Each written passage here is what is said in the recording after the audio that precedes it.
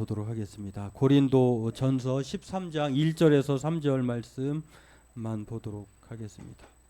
고린도 전서 13장 1절에서 3절 말씀입니다.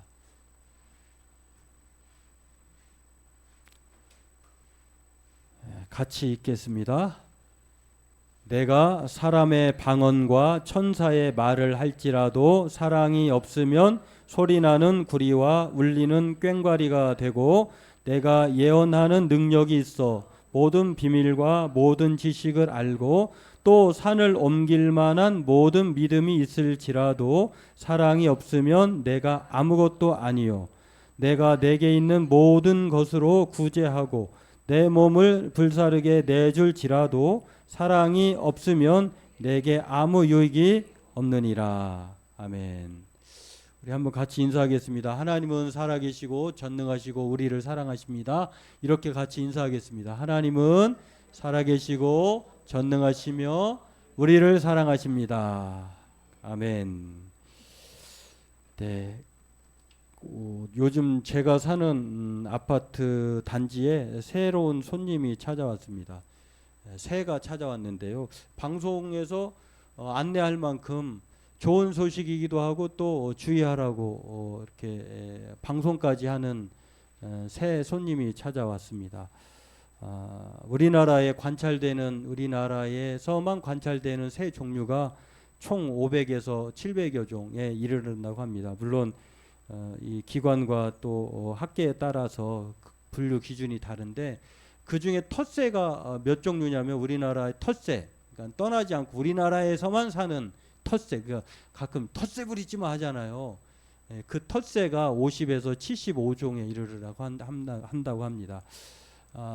제가 오늘 결심을 했는데요. 이 앞부분만 잘 들으면 설교를 하지 않아도 되겠다는 생각을 할 정도예요. 그래서 먼저 여러분에게 들려드리려고 하는데, 이 소리를 들어보고 이게 무슨 새인지 여러분 한번 맞춰보시기 바랍니다.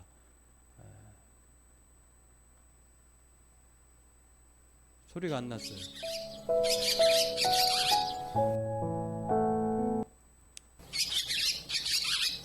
무슨 새일까요? 제비. 계속.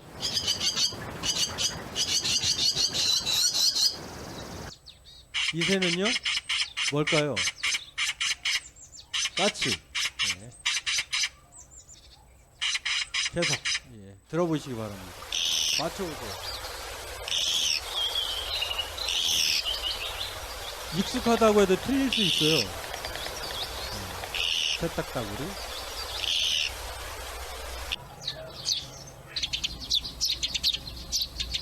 무슨 새일까요? 새 울음소리, 새소리. 여기에서 참새.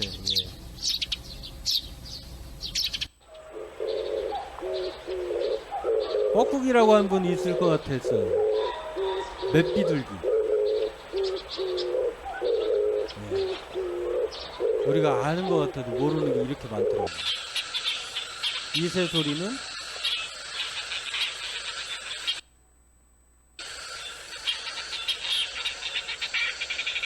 파랑새예요. 파랑새.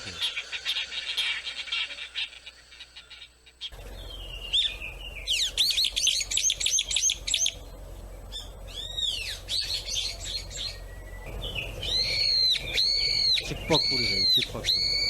우리 단지에 많이 살아요. 근데 제가 소개하려고 하는 새 손님이 이제 곧 나올 겁니다.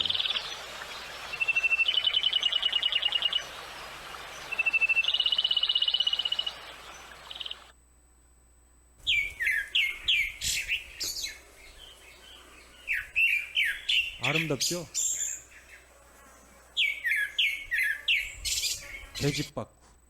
돼지박이. 제가 이걸 소개하려고 그래서 이 새가 찾아왔어요. 그래서 집사람도 얘기하고 나는 이제 뭐 낮이 없으니까 방송에 나왔대요. 그래서 소리는 들리는데 새벽 5시면 얘가 울어요.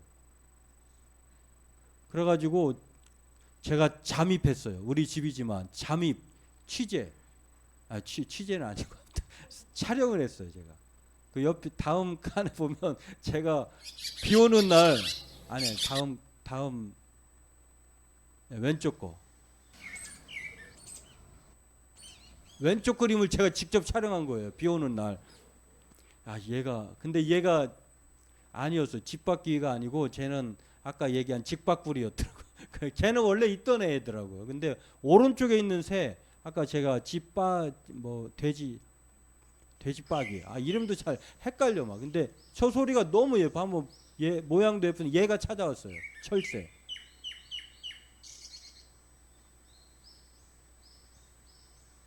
소리가 참 예쁘죠. 모양도 예쁜데 이 새 소리만 듣다 끝날 것 같아서 제가 이 새를 소개하는 이유가 있어요. 새의 소통 방식 때문에 그래요. 제가 이 본문 말씀을 준비하면서 새들의 소통 방식이 있는데 이 단지에 저런 여러 종류의 새가 살아요. 우리 이제 그 텃새들 새 딱따구리, 참새, 맷비둘기, 까마귀, 직박구리가 보통 이 단지 안에 살았던 텃새였는데 이 새로운 돼지박이가 와가지고 이게 너무 반가운 거예요. 소리도 아름답고 예쁘기도 하고 그런데 이 새들의 특징이 있는데 각 한 단지에 살면서도 절대 한 번에 같이 소리 내진 않는다는 거예요. 그리고 설령 소리를 내는 때가 있대요. 그때는 이제 뭐라고 해야 합니까? 그 번식기에는 소리를 서로 낸대요. 근데 그게 소음으로 안 들리는 이유가 어떤 이유냐면은 소음 음역대가 좀 다르대요. 그러니까 우리가 찬송할 때 주영이 톤도 있고 박영구 집사님 톤도 있고 제 톤도 있고 또 꾀꼬리 같은 시온이 소리도 있잖아요. 꾀꼬리가 아닐 수도 있지만 그런 소리가 음역대가 다르니까 하나의 조화가 이루어진다는 거예요. 그래서 새의 소통 방식이 새 소리를 하나만 들었을 때는 몰랐는데 저렇게 하나하나 찾아보니 또 관심을 갖고 보니 저런 소통 방식이 있구나. 서로 다르지만 그럼에도 다양하면서도 각자의 소리를 내는 것이 새라고 하는 존재 방식이구나 라고 하는 것을 제가 알게 되었습니다. 그렇습니다. 성경은 저와 여러분들을 가리켜서 새보다 더 귀한 존재, 아름다운 존재다. 공중나는 새보다 우리가 더 하나님이 귀히 여기신다. 그러니 걱정하지 마라. 염려하지 마라. 들에 있는 백합도 솔로몬의 영광보다 더 뛰어나다. 이렇게 말씀을 했어요. 그러니까 저와 여러분들도 하나님이 새들도 저렇게 아름답고 각자의 다양한 방식으로 존재하면서 자신의 가치를 뽐내고 있는데 그러면서도 서로 질서 있게 살아가는데 우리는 더 위대한 존재라고 하면 우리에게도 그러한 더 좋은 소통 방식이 있다는 것입니다. 왜 이 말씀을 드리냐면 오늘 본문이 고린도 교회는 정말 고린도 교회를 가리켜서 거기에 하나 빠졌다라고 해서 가로를 치는 분이 있어요. 그래서 고린도 교회를 가리켜서 어떤 학자는 주장하기를 뭐라고 주장하냐면 고린도 교회가 아니라 고린도 제일교회다라고 말해야 된다는 거예요. 왜냐하면 고린도 교회는 그 당시에 고린도가 이 로마의 또 다른 속국이라고 했잖아요. 로마의 그 풍부함이 참 많았어요. 종교적으로도 그렇고 정치적으로도 그렇고 삶의 풍요로움도 있고 아주 대단히 풍요로운 그런 지역의 교회가 세워졌는데 이 교회가 차츰차츰 변질돼 가면서 이 고린도만에 가졌던 옛 방식이 다시 들어왔어요. 그래가지고 내가 가진 은사가 최고야 라고 하는 우리나라도 한때 그랬잖아요. 방언 못 받으면 구원 못 받는다고. 그런 주의가 고린도에게도 나오기 시작했어요. 그래가지고 방언 은사가 최고다라고 하는 그런 주장을 하는 사람도 있었고 아니야 우리 이 교회에 대해서는 지도자 중에 바울이 최고야. 말 잘하는 아볼로가 최고야. 아니야 게바가 최고야. 아니야 그리스도가 최고야 라고 하는 서로 자신의 취향에 따라서 그렇게 경쟁이 일어나기도 했어요. 뿐만 아니라 오늘 보니까 여러 가지라고 그렇게 자기가 제일이라고 하는 이 주장하는 면에서 오늘 바울이 정말 그 은사도 최고고 또 사람도 최고라고 주장하는 교회의 그 성도들에게 오늘 바울이 그런 소리가 들렸을 때에 그거보다도 더 큰 은사가 있고 그거보다도 가장 좋은 길이 있다라고 얘기하면서 오늘 13장을 시작을 합니다. 그리고 우리 13장 1절에서 3절까지만 읽었습니다만 그 최고 가장 좋은 길, 더 큰 은사가 사랑이라고 말을 하면서 사랑의 속성을 얘기하기 전에 오늘 본문에 이렇게 말을 합니다. 각 지체가 제일이라고 주장한 것에 대한 해답이에요. 은사가 내가 가진 은사가 최고라고 주장하는 사람들을 부끄럽게 하는 것이고 또 자기가 제일 잘났다고 하는 것에 대해서 그보다 더 좋은 길이 있다라고 얘기하면서 바울이 이 마스터키로 이 사랑이라고 하는 해답을 제시하는 것을 볼 수가 있습니다. 심지어는 이렇게까지 말해요. 아무리 많은 그런 은사를 가졌고 아무리 많은 구제, 내 몸을 불사를 만한 믿음을 가졌다 하더라도 거기에 사랑이 없다고 하면 제로다, 아무것도 아니다, 이렇게까지 말했어요. 그러니까 우리가 가장 기본이 되어야 할 것이 무엇인가 라고 말할 때 그것은 사랑이다라고 바울은 말을 하고 있습니다. 마치 이것은 앙꼬 없는 찐빵 같다라고 얘기했어요. 찐빵에 앙꼬가 없다면, 팥이 없다면 그건 찐빵이라고 할 수 없죠. 공갈빵이죠. 뭐 고기 없는 만두와 같은 것, 빛 좋은 게살구와 같다, 알맹이가 빠져서 아무것도 아니다라고 하는 교회의 또 그리스도인의 본질을 말을 해주고 있는 것을 볼 수가 있습니다. 더 큰 은사, 가장 좋은 길로 소개한다고 말할 때 제가 헬라어 단어를 찾아보니까 가장 좋은 길이라고 하는 것은 뭐 탁월하다, 우월하다라고 하는, 그리고 길은 수단이고 방법이에요.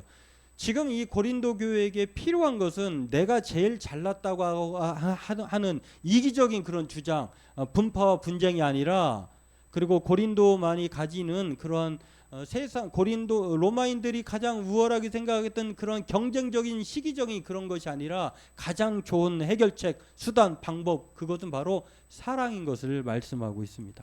그래서 교회의 가장 큰 은사, 우월하고 탁월한 수단과 통로는 다름 아닌 사랑이어야 한다라고 말씀해 주고 있습니다. 이 사랑은 우리 교회와 성도들에게는 상수예요. 상수.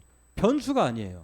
사람에 따라 내 사랑이 변하고 완전히 돌아서고가 아니라 늘 존재해야 되는 상수예요. 상수. 가장 좋은 길을 이렇게 제시하면서 가장 먼저 꺼낸 말이요, 이 사람의 유창한 말과 황홀한 말이라고 하는 거예요. 그러니까 고린도 교회에 가장 누구를 으뜸으로 생각하고 있는지를 알려주고 있어요. 아까 말한 것처럼 이 방언이라고 하는 것이 나쁜 건 아니지만 개인과 하나님과의 소통 방식이에요.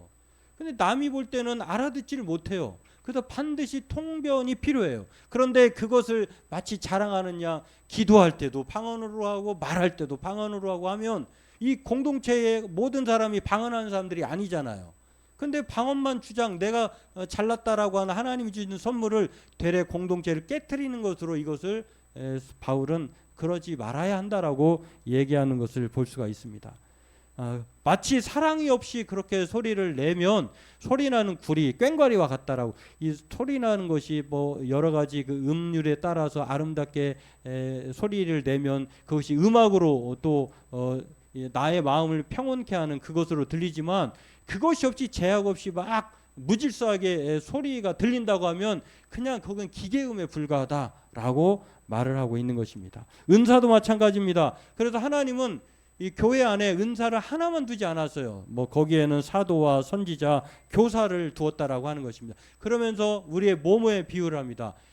머리가 발에게 야, 너 뭐 해로워, 너는 뭐 나보다 뛰어나지 않으니까 너는 필요 없어, 이렇게 말할 수 없다는 거예요. 눈이 손더러 너도 나보다 더 낮은 자리에 있으니까 너도 불필요한 존재야 라고 말할 수 없다는 것을 말씀하면서 그 좋은 해결책으로 가장 좋은 길로 오늘 바울이 사랑을 말하고 있다는 것입니다.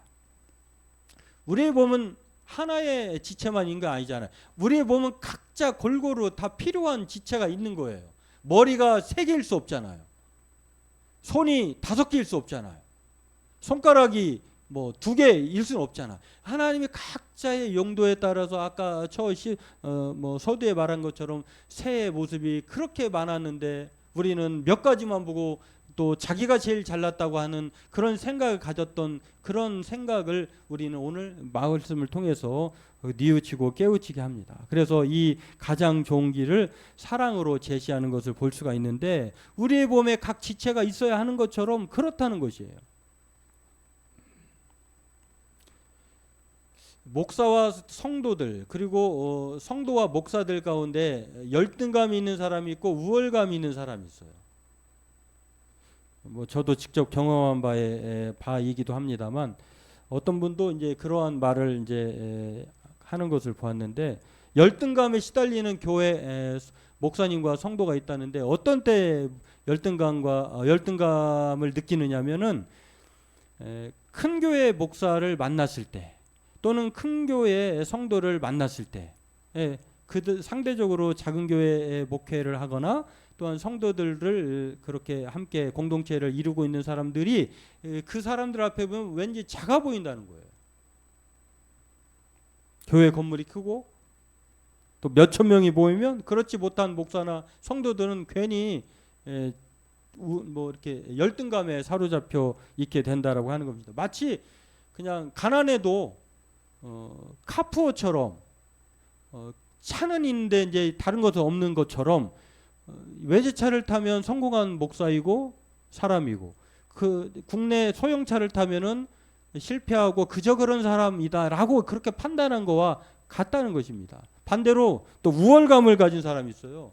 자기가 조금 그 상대적으로 좀 숫자가 좀 큰 교회를 목회하거나 또 성도가 많은 교회에 담임이 되거나 또는 그런 교회 다니는 성도가 되면 대단히 우월감을 가져요. 실제로 제가 어렸을 때라고 봐야 되나요? 그 제대하고서 신학생 때 결혼하기 전에요. 그 교회 반주자로 왔던 어느 집사님이 있으셨어요. 이름 말하기는 좀 곤란하고 그분이 신앙생활 잘 하셨어요. 그러다가 결혼하면서 아이도 낳고 이제 교회를 떠나가셨어요. 그리고 시간이 흘러서 우연히 그 인근에 있는 큰 교회 그 교회에서 운영하는 서점이 있어요. 제가 서점에 들렀는데 그분을 본 거예요. 서로 인사를 했죠. 그분이 반가 인사했는데 그분이 자기가 이 교회 다닌다는 거예요.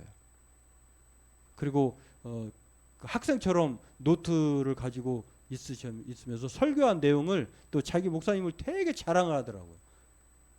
부럽기도 하면서도 속이 좀 상해서 왜냐하면 그 교회 목사님이지 그 목사님의 가르침을 나에게까지 이렇게 가르치려고 하나? 그 교회는요 하나의 말씀을 가지고 한 뭐 몇 시간 동안 몇 주 동안 강의하시는 분이에요. 결론만 말할까요? 그 교회 목사님 지금 어떻게 된지 아세요? 소리 소문 없이 사라졌어요. 불명예 퇴진하셨어요. 이게 너무 우습게 봐요. 너무 또 열등감에 빠질 필요도 없고 우월감에도 빠질 필요가 없는데 그랬다고 하는 것입니다. 저는 그것을 뭐라고 판단하냐면 고린도 제1교회 증후군이라고 봐요. 너무 열등할 필요도 없고 너무 우월감에 빠질 필요도 없는 그게 무엇으로부터 비롯됐느냐? 사랑이 결여됐거나 사랑을 과포장해서 그렇게 그런 증상으로 나타났다고 저는 그렇게 생각을 합니다. 상대적으로 그렇지 않은 분도 계세요. 고려신학대학에서 조직신학자로 은퇴하신 하시면서 또 작은 교회를 개척해서 목회하신 목사님이 계셨는데 이분이 이제 그분에게 배운 제자가 개척을 했어요. 그래가지고 그 교회를 찾아갑니다. 그랬는데 한 권사님이 이제 스승이었던 분을 이제 강사로 초청을 했죠. 그래서 설교를 했는데 설교하고 이제 끝났는데 그 교회 권사님이 강사로 초빙된 스승인 목사님에게 찾아오셔서 선물 상자를 드리더라고 하는 것이 전해주시더라는 것입니다. 왜 이걸 저에게 주느냐라고 물었더니 이 권사님이 후임 목사님으로 좋은 목사님이 청빙되기를 바랐는데 이렇게 훌륭하신 목사님에게 배운 그런 목사님이 오셔서 또 자기의 부모님을 교회로 이제 초청하고 싶었는데 이제 신앙생활 안 했던가 봐요. 근데 충분히 자기 부모님을 이 교회 자기가 다니는 교회에 목사님에게 데려와도 되겠다라고 하는 생각에 너무 고마워서 감사해서 그런 대접을 받았다는 거예요. 그 처음 있는 그런 그 경험이었다라고 했다고 그분이 말씀하시는데, 목사님에게 배우고 또 의지하는 스승인 나에게도 자신에게도 꼭 감사를 표하고 싶었다라고 하는 이분. 교회는요, 크기나 숫자로 평가되는 것이 아니라 사랑의 크기로 평가되어야 한다고 성경 우리에게 말을 합니다. 지난번에 언제 제가 한번 말씀드린 것 같은데, 안진선 목사님이라고 한 새누리 투교회, 이 교회가 새 교회로 분립 개척을 했어요. 이분은 큰 교회를 목회를 지향하는 것이 아니라 건강한 교회를 지향하는 목사님이세요. 일전에 몇 년 전인가 한 그 교회 초창기에 제가 목회 멘토링 갔을 때의 강사였던 분이기도 해요. 이분이 50대 후반에 파킨슨병을 앓았다고 했잖아요. 그리고 교인에게는 말도 더디어지고 기억력도 감퇴해주고 해서 어쩔 수 없이 이렇게 교인들에게 말을 해서 교인들이 더 파장이 큰 것 같아도 더 똘똘 뭉쳤다고 하는 얘기를 제가 해드렸는데, 그 교회에 실제 있었던 이야기예요. 개척 초기에 한 남자아이가 교회에 나왔는데 아빠는 알코올 중독이고 그것 때문에 엄마가 집을 나가버렸어요. 혼자 형과 사는 그런 좀 돌봄이 필요한 가정의 사람이었다고 합니다. 근데 힘들게 살 수밖에 없는 상황이었는데 교우들이 밥도 해먹이고 또 공부도 가르쳐주고 또 교회 장학금도 줘서 이 아이를 잘 돌봤다고 합니다. 근데 청소년 시기에 엇나가기 시작했어요. 부모의 사랑이 뭐 아무리 누가 잘해줘도 부모의 사랑만큼 되지 않잖아요. 경찰서에 잡혀가기를 밥 먹듯이 합니다. 그러면 담당 교육자가 다시 훈방하기 위해서 데려오기도 하고 또 사고를 치면 또 그것을 감당하기도 하고 했는데, 이 고등학교 때 문제가 더 커져버렸어요. 대학생을 두드려 패가지고 군대를 못 가갈 정도로 아주 치명타를 입혔어요. 문제가 커진 거예요. 합의금을 교회에서 만들어서 피해자 부모를 찾아갑니다. 그리고 용서를 구합니다. 또 부모는 쉽게 용서해주지 마음도 열지 않았어요. 피해자가 이제 군대를 못 갈 지경에 이르렀고 또 제대로 뭐 직장 생활도 할 수 없는 그런 놓여 있으니 어느 부모가 그걸 용납해주게, 더군다나 부모도 아닌 생판 모르는 교회 교우들이 찾아와서 합의해달라고 하니 피해자 아버지가 정말 마음을 열지 않았다라고 하는 것입니다. 그러다가 피해자 형에게 그 피해자 아버지가 이렇게 말을 했다고 합니다. 가해자 형에게 피해자 형에게 아버지가 그렇게 말을 하더라고 해요. 부모가 아닌 교우들이 아이를 구명하라고 애쓰는 것을 보면서 자네는 그 교회 다니게. 요즘 세상에 그런 교회가 어디 있겠나. 그러니까 이 피해자 아버지도 이 가해자 형에게 그런 말을 해주면서 그런 교회 없다는 거예요. 당신이 형이라고 하면은 교회 안 다닌다고 하면 요즘에 그런 교회 없잖아. 물론 이렇게 손해 그거에 대해서 합의를 해준 건 아니에요. 그런 말을 하더라는 것입니다. 그 후에도 교회가 포기하지 않고 또 조금 더 합의금을 마련해가지고 그 아버지에게 찾아갔다고 하는데, 변호사가 하는 말이 이 보호관찰 중에 소년 만 19세 미만의 아이가 범죄를 했을 때에 보호관찰로 이렇게 넘어가는데, 보호관찰 중에 이러한 일을 했기 때문에 최소 아무리 합의를 보더라도 뭐 최소 2개월이거나 또는 최대 2년형을 받을 수 있습니다라고 말을 하더라는 것입니다.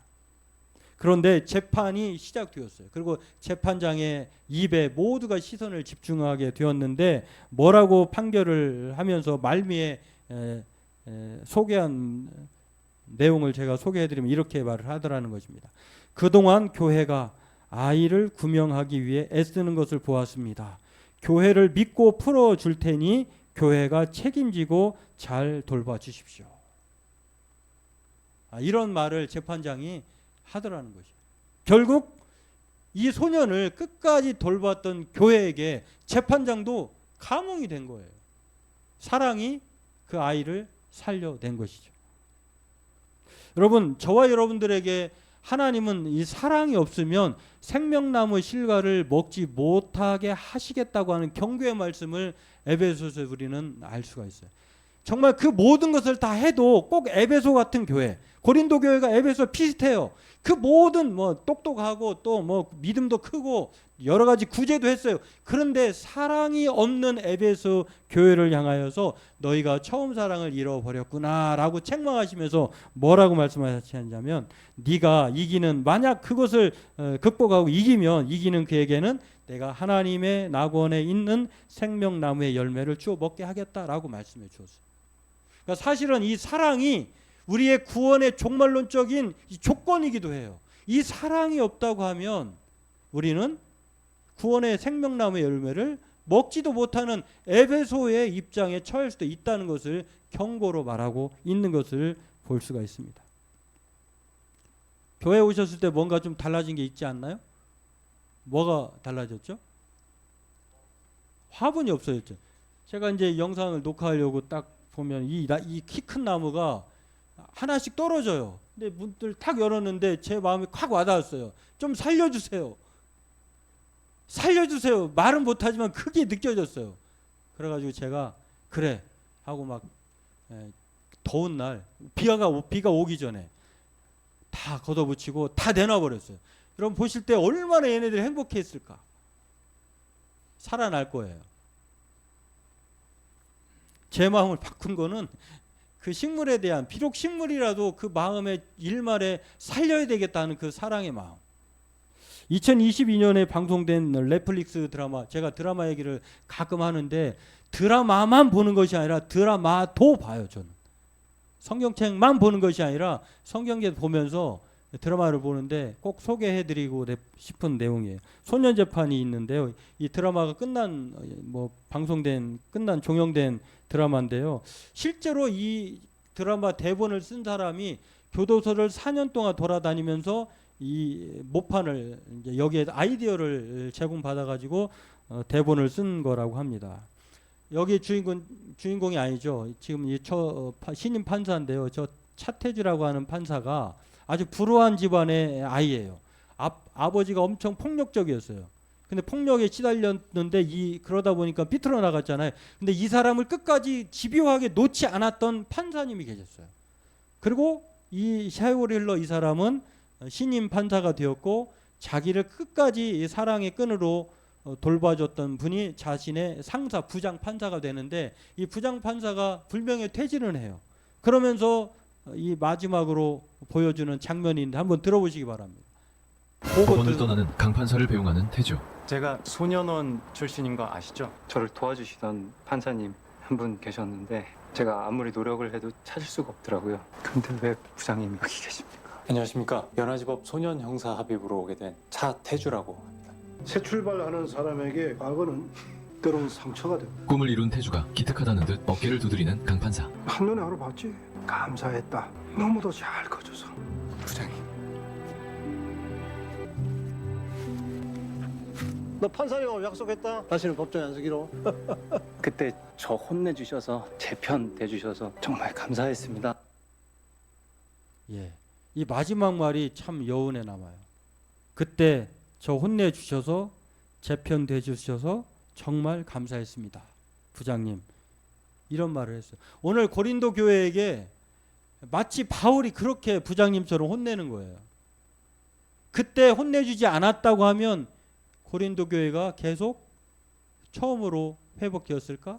마찬가지입니다. 오늘 저와 여러분들에게도 그렇게 받아들여 주었으면 좋겠어요.